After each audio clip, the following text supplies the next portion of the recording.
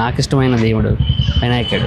ఆ వినాయకుడి టెంపుల్ దగ్గరికి వచ్చేసాం. ఈ వినాయకుడి టెంపుల్ వచ్చేసరికి మనకి అనకాపల్లికి దగ్గరలోనే, టంకిలపాలెంకి అనకాపల్లికి NH5 రోడ్లో ఉంటుంది. ఈ వినాయకుడి టెంపుల్ లోనకి వెళ్ళిపోదాం, ఎలా ఉంటుంది ఏంటో చూద్దాం.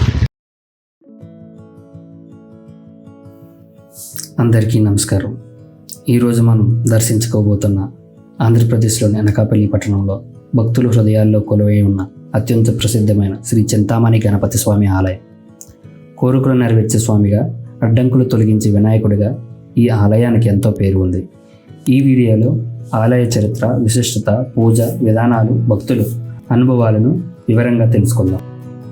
అనకాపల్లి విశాఖపట్నం జిల్లాలోని ఒక ప్రముఖ పట్టణం.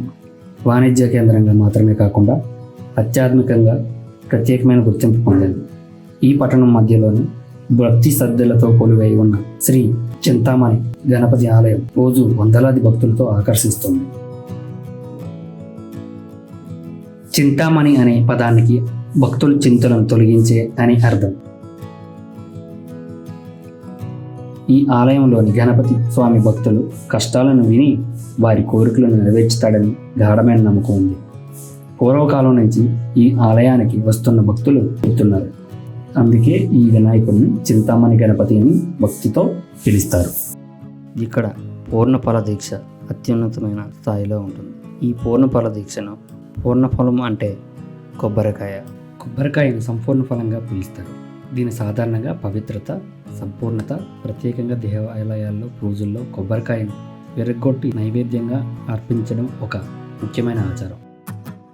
ఆ విధంగా పూర్ణఫలం అని పేరు వచ్చింది. అందుకే ఈ దీక్షని పూర్ణఫల దీక్ష అంటారు. పూర్ణఫల దీక్షను ప్రత్యేకంగా భక్తుల యొక్క కోరికలను తీర్చుకోవడానికి మాత్రమే ఉపయోగపడుతుంది.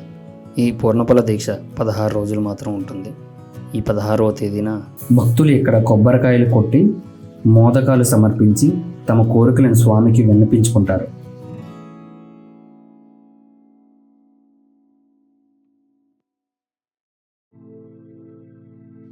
ఈ ఆలయంలో ప్రతిరోజు ఉదయం, సాయంత్రం నిత్య పూజలు నిర్వహిస్తారు. ముఖ్యంగా బుధవారం, వినాయక చవితి, చతుర్థ రోజుల్లో ప్రత్యేక పూజలు జరుగుతాయి.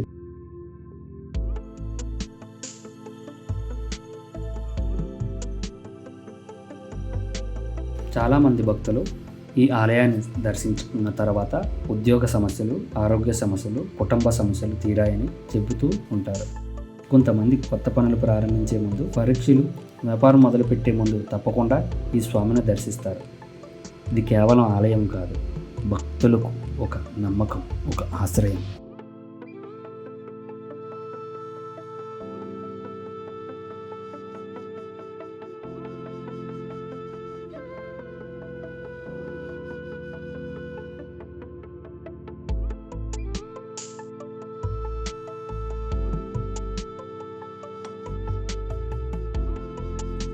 ఆలయ పరిసరాలలో చాలా శుభ్రంగా, శాంతంగా ఉంటాయి.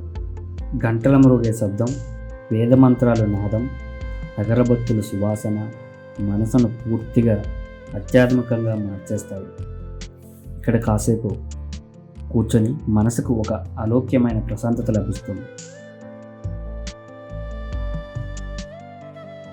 ఈ ఆలయంలోని గణపతి విగ్రహం చాలా ప్రశాంతంగా ఆశీర్వదించే రూపంలో దర్శనమిస్తుంది. స్వామి ముఖ కాంతి, నేత్రాల్లో కనిపించే కరుణ, చేతుల్లో భంగిమ భక్తులకి ఆత్మవిశ్వాసం, మనశ్శాంతిని కలుగజేస్తాయి.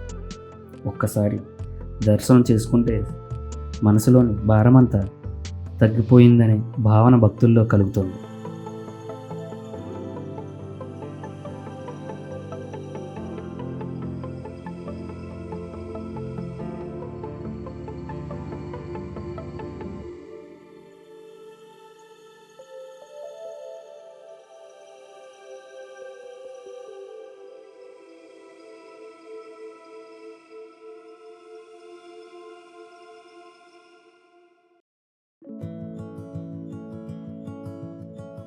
మీరు ఎప్పుడైనా అనకాపల్లికి వస్తే శ్రీ చింతామణి గణపతి స్వామిని తప్పకుండా దర్శించుకోండి.